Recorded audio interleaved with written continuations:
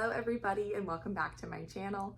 My name is Annie and today I'm going to be going over my 2025 knitting plans for my projects this year. Every year for the last few years I've done a rough kind of number of projects I wanted to get done that year, but this year I heard about doing bingo cards for your year instead of New Year's resolutions. I made bingo cards for many aspects of my life this year. I have an annual bingo card that I made here in my planner with things like go camping, try a new food, go to a new country, do a random act of kindness, organize my craft room, which I've already been able to cross off because I organized that last weekend. Go to a concert, things like that. Just something stuff I've been wanting to do this year. So I have that done instead of doing kind of big overall New Year's resolutions. And then every month, it's January. I've done one for January with things like I needed to get my car inspection done this month. I wanted to get a car wash, go to a few bingo classes, a few yoga classes. And then I've done a financial one, a book one, a reading one, which I'm excited to do. I'm trying to get more into reading this year. So I have a reading bingo card with things like nonfiction and like different types of genres, as well as just colors of covers. I thought that could be kind of fun, of just like read a red book and try to find in our library, our home library and our actual library, different colored books. I thought that would kind of be interesting. I have like a book from the year I was born, a new book from an author I've read before, etc. So I'm really excited about that. My husband's a very, very, very good reader. We have lots of beautiful books. He's great at reading every day. And I feel like because I'm a crafter, when I have downtime, I'm just more drawn to doing something and working on something creative. But reading is good and I want to read more. But that's not what we're talking about today. We're talking about my knitting bingo for the day, for the year. So I have a 5x5 grid here. So that makes a total of 25 spots, which would kind of be on trend with the 25 and 25 that I was hoping to do anyway. However, in typical bingo fashion, I have this middle one here is kind of just like a freebie spot. So I guess any project I do that doesn't really fall in one of the categories here, I'll go ahead and just kind of count for that freebie spot. So hopefully by the end of the year, I have 25 projects that all, or more, but 25 that at least that satisfy these different guidance categories I put in my bingo card. Anyway, I really liked this idea because it's gonna kind of encourage me to do maybe different techniques or different projects or different colors or something that I wouldn't have thought of doing otherwise, just to kind of keep it fun and keep it interesting. So the categories, I don't know if it's category the right word, the topics, the projects I have in the bingo card here. I have some things like a sweater. I would really like to do my first adult sweater this year. I've done baby sweaters, and then last year I made a me-sized, an adult-sized vest. So I think I can handle doing my first sweater. I've been wanting to do that for a few years now, but because it's on the bingo card, this year's the year. So we can talk maybe in another video about maybe what patterns I'm thinking about. I was thinking about doing another video of my stash. So maybe we can go through what sweater quantities I already have. I have some different colors on here. I think I've got like the whole rainbow: red, orange, yellow, green, blue, pink, purple, white, and black, for just doing different colored projects. So I think that could be kind of interesting. Maybe using some different colored yarns, especially the black one could be interesting. It's always a little bit tricky to knit in black. I have different fibers like cotton to maybe I want to work on doing some new hot pads for our kitchen. All of ours are kind of old and busted. I have a category for myself. I tend to knit mainly for other people. I did a few things for myself, but I do tend to knit more for gifts. So I think it'd be fun to do a project like just for me. I have different techniques on here, like Fair Isle, Mosaic. I think those are the only two. And then I have a category for just new technique. So maybe just learning a new type of knitting, or maybe changing up English versus continental. I tend to be a thrower, but for doing things like Fair Isle, I would really like to be more proficient with doing kind of a two-handed Fair Isle. So that's on the bingo card, to do something in a new technique. I have a new designer category. So just to do a pattern from a new designer, either I haven't done a pattern from before, I haven't heard of. And then I have an old designer. So doing a new pattern from a designer that I'm already familiar with. I have doing an adult blanket, which I think could be, I have an idea for that one already. And I think I have the yarn for that. I think it's technically a crochet pattern though, so I'm curious to see if I can maybe try to convert it to knitting. Does anyone know, is Mosaic Crochet, the charts that you get for Mosaic Crochet, is that translatable to Mosaic Knitting? Because I think that this is a chart for a Mosaic Crochet pattern for an adult blanket. But from what I've kind of seen, the charts look like they could, I haven't tried it out yet, but if anyone knows, please let me know. All 0 of you watching.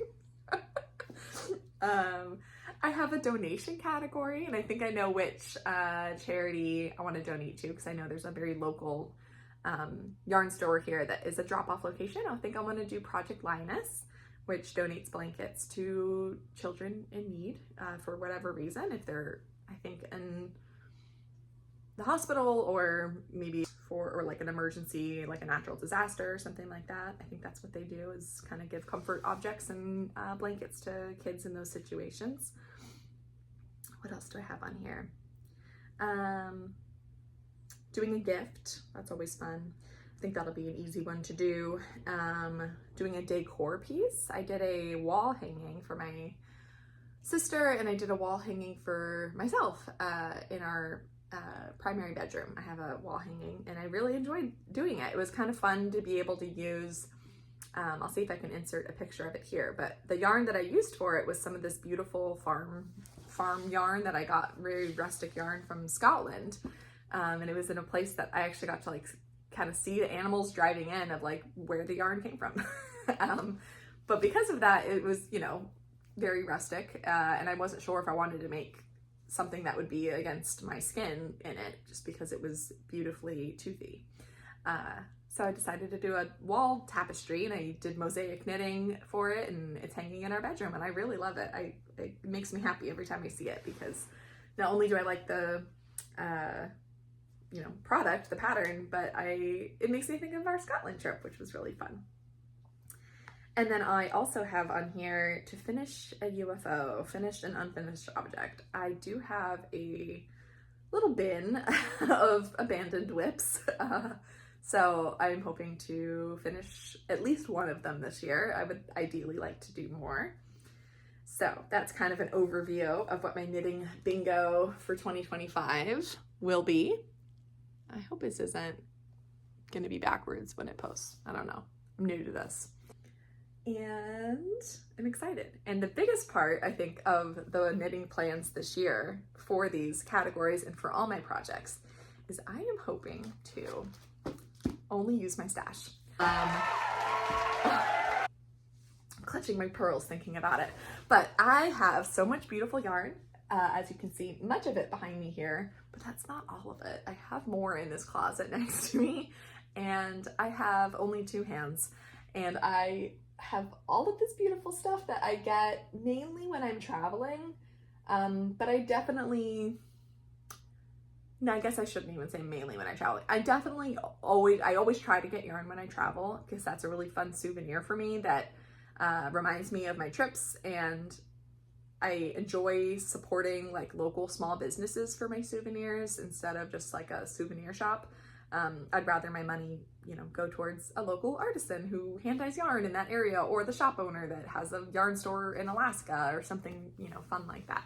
So I definitely love travel yarn. However, I feel like I am in the habit of some dopamine chasing. on my off days or my weekends or whatever, if I just kind of am bored or sad or tired, I'll just go to Michael's or go to just like many beautiful local like yarn stores around here. So I'm very blessed that they're nearby, but I also frequent them probably a little bit too much. And I think I just want my money this year to be going towards student loans and traveling and maybe more experiences. Because as much as I love supporting my local yarn stores, I have a local yarn store here in my guest room. So it's time to start using the localest of local yarn stores, which is my stash.